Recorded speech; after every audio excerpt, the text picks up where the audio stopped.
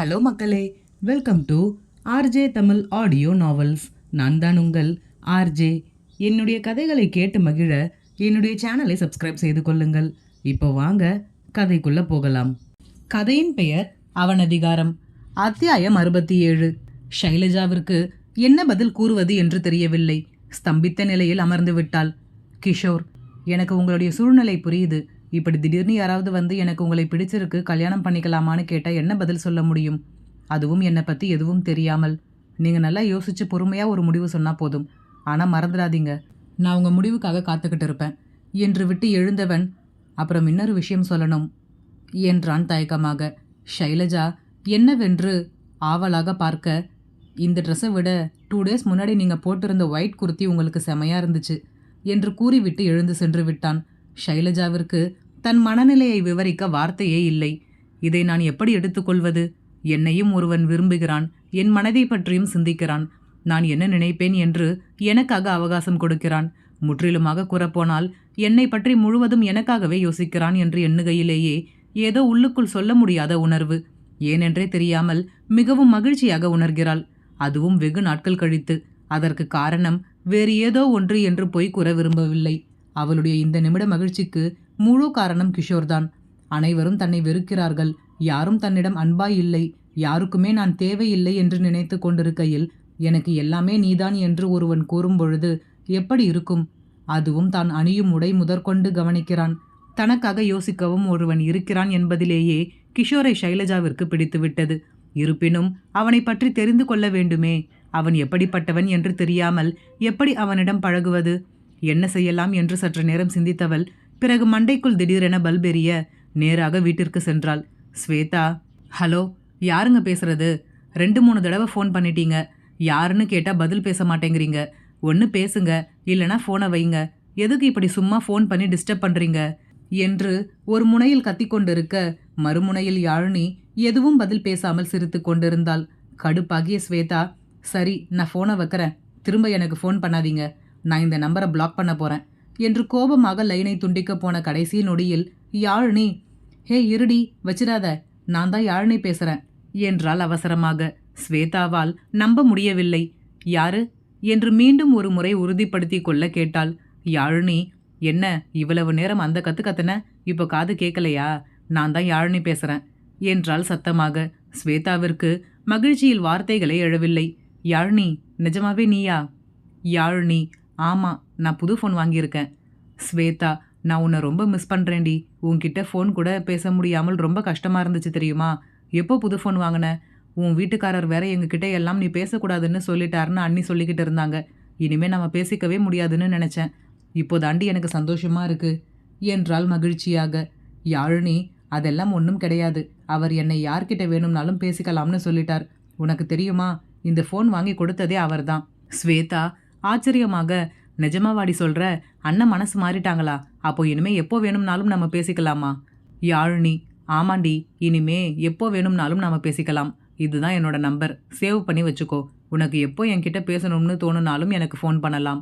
ஸ்வேதா, சரிடி, நீ எப்படி இருக்க? நல்லா இருக்கியா? யாழினி, எனக்கு என்ன, நான் நல்லா தான் இருக்கேன். எங்கள் அத்தை பாட்டி எல்லாருமே என்னை நல்லா பார்த்துக்கிறாங்க. அப்புறம் ஆரணி இருக்கால, அவள் தான் உன்னோட இடத்தை எனக்கு ஃபுல்ஃபில் பண்ணுறா. உன் கூட இருக்கிற மாதிரி ஃபீல் ஆகுது அவள் கூட இருக்கும்போது. அப்புறம் ஆரியன், அவனும் ஒரு ஃப்ரெண்டு மாதிரி தான். அப்படியே ஜாலியாக போகுது.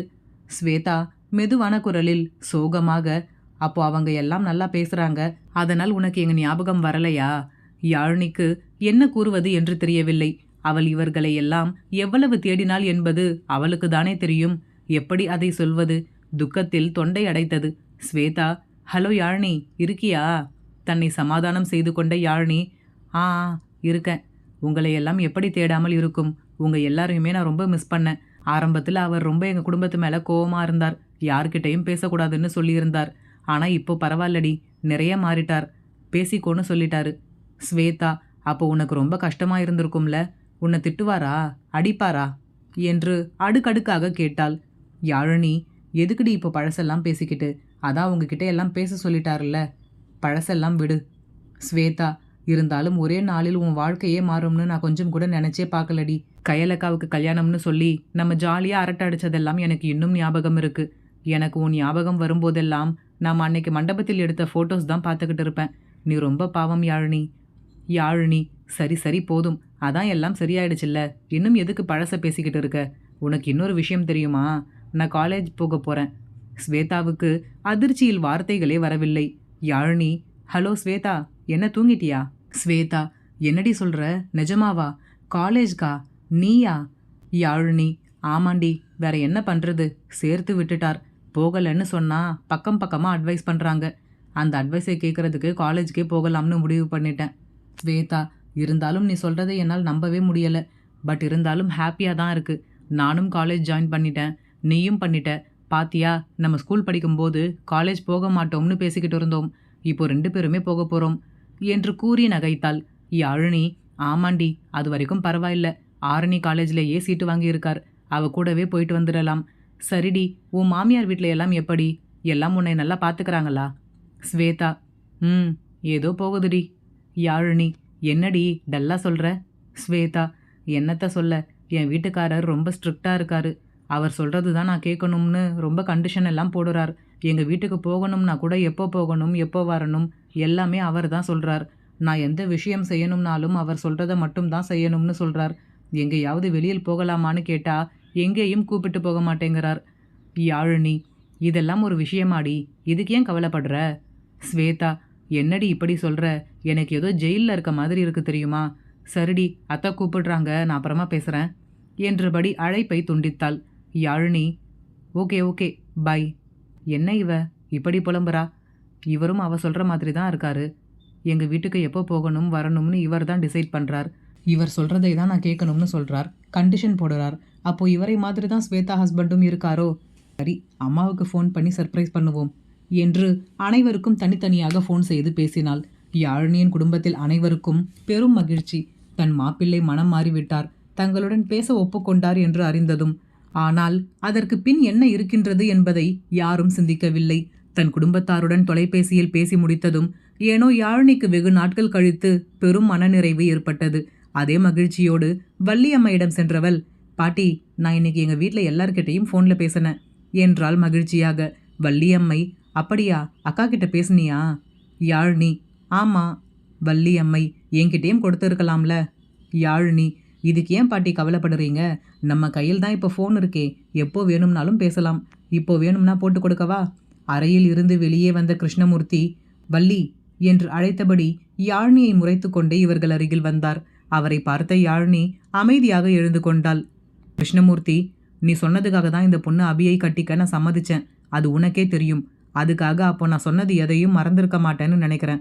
உன் அக்கா குடும்பத்தோட உறவு கொண்டாடுறதுக்காக இவளை நாம கட்டிக்கிட்டு வரல, தெரியும்ல என்று அவரை முறைக்க, வள்ளியம்மை யாழினியை ஒரு பார்வை பார்த்தபடி யாழினியிடம், யாழினி, ஆரணி என்ன பண்ணுறான்னு பாருமா, உன்னை ரொம்ப நேரமாக கூப்பிட்டுக்கிட்டு இருந்தா.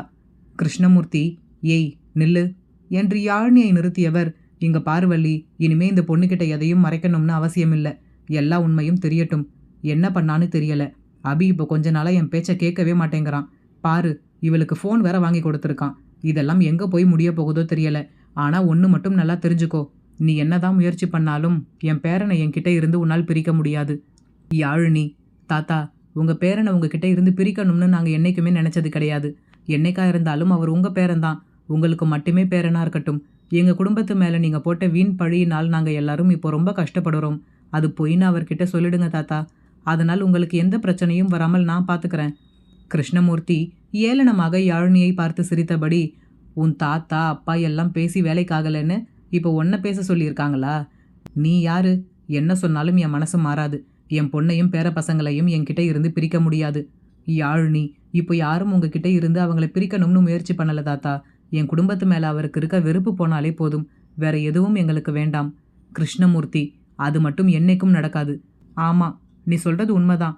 மீரா என் பொண்ணு கிடையாது, உன் தாத்தாவுக்கு பிறந்த பொண்ணு தான். ஆனால் அவளை வளர்த்தது நான். அவள் மேலே முழு உரிமையும் எனக்கு தான் இருக்குது. அவள் என்னோட உறவு. அவளை யாருக்காகவும் நான் விட்டு கொடுக்க மாட்டேன். உன் குடும்பத்தை நான் என் வீட்டுக்குள்ளே சேர்த்தா கொஞ்சம் கொஞ்சமாக மீராவோட மனசை மாற்றி உங்களோடவே கூப்பிட்டுட்டு போயிடலாம்னு பார்க்குறீங்களா? யாழினி, அப்படியெல்லாம் இல்லை தாத்தா. நீங்கள் ஏன் தப்பாகவே நினைக்கிறீங்க? கிருஷ்ணமூர்த்தி, நீ என்ன சொன்னாலும் சரி, நான் உங்களை நம்ப மாட்டேன். என் முடிவு இதுதான்.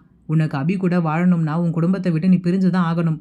அபியோட வாழறதும் வாழாததும் உன்னோட விருப்பம் என்று விட்டு அறைக்கு சென்று விட்டார். இவர் வீட்டில் தங்களை தவிர வேறு யாரும் இல்லை என்று நினைத்து கொண்டு பேசியதை தோட்டத்தில் இருந்து மீரா கேட்டுவிட்டார். மீரா, அப்போ இவங்க என்னுடைய உண்மையான அப்பா அம்மா கிடையாதா? என்னை வளர்த்தவங்களா? பெரியம்மாவும் பெரியப்பாவும் தான் என்னுடைய உண்மையான அப்பா அம்மாவா? இங்க என்ன நடக்குது? ஏன் என்கிட்ட இந்த உண்மையை இத்தனை நாள் சொல்லாமல் எல்லாரும் மறைச்சாங்க? அதிர்ச்சியில் அவரால் ஒரு அடி கூட எடுத்து வைக்க முடியாமல் தோட்டத்தின் நாற்காலியிலேயே அமர்ந்து விட்டார். யாரிடம் இதை கூறுவது என்று ஒன்றும் புரியவில்லை. அப்போ அபிக்கும் இந்த விஷயம் முன்னாடியே தெரியுமா? அப்பாவுக்கும் அம்மாவுக்கும் குழந்தை இல்லைன்னு என்னை வளர்க்க கொடுத்துருக்காங்களா? அவங்க நல்ல விஷயம் தானே பண்ணியிருக்காங்க இவங்களுக்காக. இவங்க ஏன் அவங்க பேரில் கோவப்படுறாங்க? அப்படி என்ன நடந்திருக்கும்? யார்கிட்ட கேட்கறது?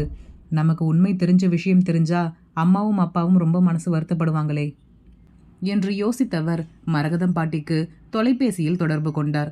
அந்த புறம் மரகதம், ஹலோ மீரா, அம்மா என்றார் குரல் மங்க.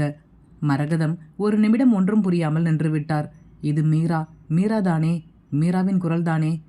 மீரா, பெரியம்மா. மரகதம், ஆ சொல்லுமா என்றார் தட்டு தடுமாறி. மீரா, உங்ககிட்ட நான் கொஞ்சம் பேசணும். தனியா இருக்கீங்களா? மரகதம், சொல்லுமா. மீரா, நீங்க தான் என்னுடைய அம்மாவா என்று நேராக கேட்டுவிட மரகதத்திற்கு என்ன பதில் கூறுவது என்று ஒன்றும் புரியவில்லை. மரகதம், அது என்று இழுக்க, மீரா, எனக்கு எல்லா உண்மையும் தெரியும். மரகதம், ஆமா. மீரா, எனக்கு என்ன நடந்துச்சுன்னு முழுசா தெரியணும். மரகதம் நடந்த மொத்த கதையையும் கூறி முடிக்க கேட்ட மீராவிற்கு நம்ப முடியவில்லை. தன் தந்தையா இப்படி என்று, அதுவும் தனக்காக யாருமே தேவையில்லை, ஊரும் தேவையில்லை, உறவும் தேவையில்லை என்று அனைத்தையும் ஒரு நொடியில் விட்டு வந்திருக்கிறாரே. இவரை நினைத்து மகிழ்வதா அல்லது அவர்களின் மனதை நோகடித்து வந்ததை எண்ணி வருத்தப்படுவதா என்று இரு தலை கொள்ளி எறும்பாய் தவித்தார். பிறகு தொலைபேசியில் மரகதம் காத்திருப்பது எண்ணி, நான் அப்புறம் பேசுறேன் என்று விட்டு தொடர்பை துண்டித்தவர் வெகு நேரமாகியும் அங்கிருந்து செல்லவில்லை. மீராவை தேடி தோட்டத்திற்கு வந்த யாழினி, அத்தை, நீங்க இங்க இருக்கீங்களா? உங்களை காணும்னு நான் எல்லா இடத்துலையும் தேடிட்டு வந்தேன். என்னாச்சு அத்தை, ஏன் டல்லா இருக்கீங்க?